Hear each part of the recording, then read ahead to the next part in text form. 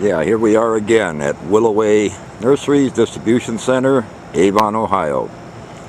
Today's subject I want to talk about are deer-resistant plants. I did not say deer-proof, but deer-resistant. First one I'd like to start with are boxwood. They are probably about the closest thing you'll get to deer-proof.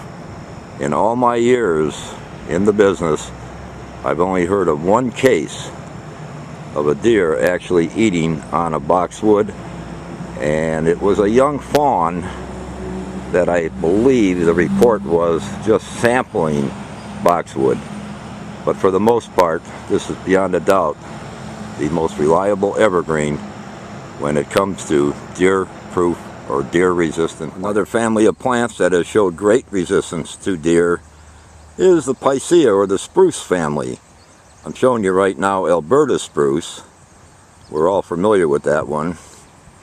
But that will also hold true for Colorado's, globe blue, bird's nest, anything that has that sharp needle on, and most spruces do.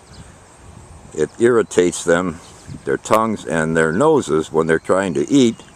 Therefore, they provide their own natural return. Great plants to use. Never have to worry about them eating them, that's for sure. Yeah, now I'm standing in one of our grass houses. The one you're looking at right now is Dwarf Hamlin. Brand new crop this year, just came in probably 2 weeks ago. I've never heard of deer problems with grasses. They don't browse on them. Apparently they must taste bad. Don't really know. However, one thing has happened in my career. I have had customers complain about in taller stands of grass. Occasionally they'll bed down for the day and use them as a resting area, which possibly can smash some of them. Generally no severe damage, but great plant for deer resistance.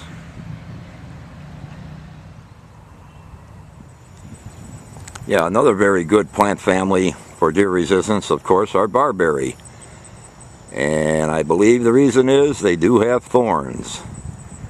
Not too receptive to eat. Yeah, another family of plants, the common forsythias. All sizes, the little dwarfs, the medium-sized ones, the ones that get tall, such as Spring Glory. Very, very resistant to deer. So you can plant them safely and you will not have any repercussions. Looking at the Potentillas, this one happens to be the yellow goldfinger, but that whole Potentilla family has been very, very resistant to deer. Again, in my whole career, I have never, ever heard of any deer eating Potentilla. The plant family of Viburnums, we all use them, also are quite resistant. I have heard of a little chewing on some varieties, but for the most part, they stay very, very clean of deer damage. The one you're looking at right now is Viburnum dentatum, blue muffin. It's one of the smaller dentatum varieties. And any of the dentatum varieties are very, very the most resistant to deer damage. Yeah, now I'm over in the Spirea area, and what I'm going to say holds true for all varieties, both these older ones. You're looking at Neon Flash right now, and all the other varieties of Spirea have proved very resistant to deer. Most of them are older varieties, but there are some new ones out there that you might want to look into. But you can rely on them as far as deer.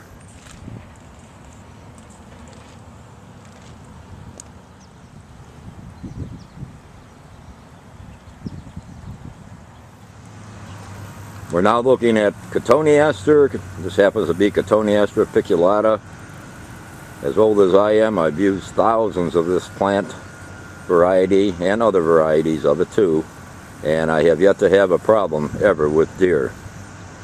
So I feel it's very, very reliable and a very, very good plant. This is a nice crop we just got in here about 2 weeks ago.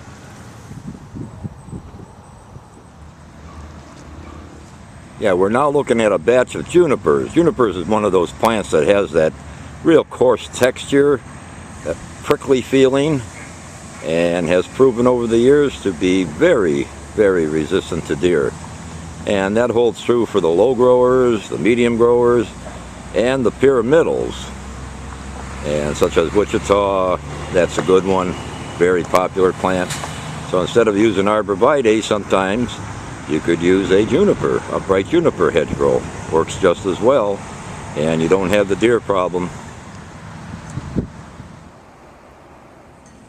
Another good family of plants to help with deer problems is basically anything in the pine family. You're looking right now at some dwarf Hugo pine, and again, it's the needle texture.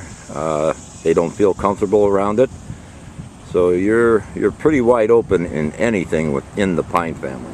Japanese hollies. In the background, you're looking at Ilex sky pencil and Ilex soft touch in the foreground. These are plants that used to be used very widely. I used thousands of them in my day. Still excellent, excellent plants. Great for shade, semi-shade, and in all my years I have never had a deer problem with any of them. Another good one is anything in the Ilex glaber family. It's the one that looks like a boxwood with the small leaves. Nice little plants. Prefer full sun, a very light shade, but they are very deer resistant. Another great plant selection that is very, very deer resistant. This is Pieris Japonica. Most of you are aware of the plant. Great shade plant. Blooms white in the spring. It looks good enough to eat, but apparently the deer don't think so. So this is one you can trust. The plant here is called Rollo Sumac.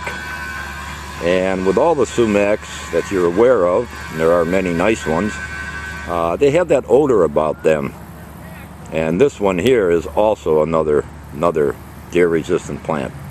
And this variety, if you ever need a ground cover type thing, or on a slope, what have you, it's a good plant to consider. It only gets up about 2 foot, and it grows like a weed, and it covers very, very fast.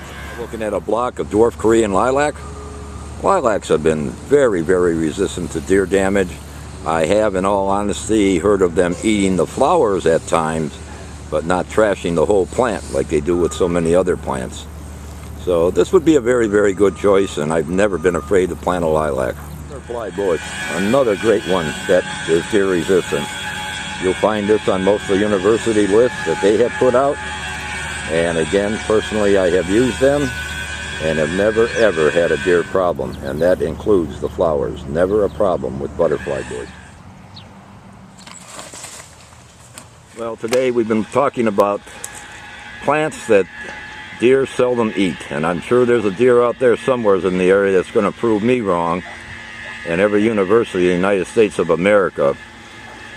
But if that does happen, and one of your customers has a little nibbling here and there are many chemicals available, a lot of just natural products to use that can repel deer. And don't be afraid to suggest something like that, because sometimes just a few weeks of spraying a plant will deter the deer if he's just nibbling on it. So what I'd like to end with, you're looking at a batch of young trees right now, and I'll pan over here, get a little better look. Deer do not only browse on plants, eat them, they also do an awful lot of damage on young trees in the early fall, late summer, early fall, when they are trying to scrape the velvet off of their newly formed antlers. I don't know why they do it, but they always pick on smaller caliper trees. And they can actually kill these small trees with these small trunk calipers. These are like 1.25 inches, 1.5 inches. They scrape bark off all the way around. I can guarantee you that tree is going to die. So I always suggest using some type of protection. There are tree wraps on the market. Wrap the trunk up to the head.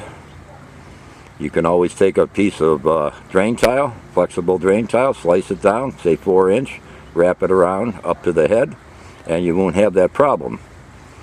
So you should take some precautions, probably around September 1, thereabouts. And that'll help save your young trees from being killed. They usually don't bother something that has a 12-inch trunk, 8-inch trunk. They can't wrap their antlers around it. But on these smaller ones they can. and take the precautions. Next week, what I want to talk about are plants that'll grow under wet conditions and plants that'll grow under very dry drought conditions. So hope to see you next week. Thank you.